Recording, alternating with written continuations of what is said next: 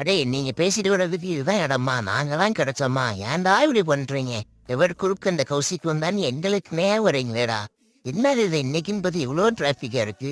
ஐயோ சைடில் வேற அன்ட்ரஸ் நிற்கிறாங்க, பார்த்து தான் போகணும் தோய். இது வந்து மெட்ரோ போடுவாங்கல்ல அந்த வண்டி தானே? பார்த்து ரொம்ப ஆகாச்சு. மெட்ரோக்கெலாம் யூஸ் ஆகும்.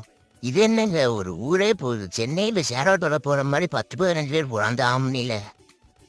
இருங்கடா நான் அப்படியே தத்திட்டு வந்து இது போயிடுறேன்டா தட்டி தவளி.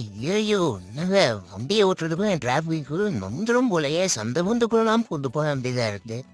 ஐயோ பஸ் வேற போக இந்த பக்கம் கார் வேற நிற்குது. பார்த்துடப்பா சாமி, இங்கிட்டு பார்த்தா டிராஃபிக்கு, அங்கிட்டு பார்த்தா டிராஃபிக்கு, பின்னாடி பார்த்தா டிராஃபிக்கு.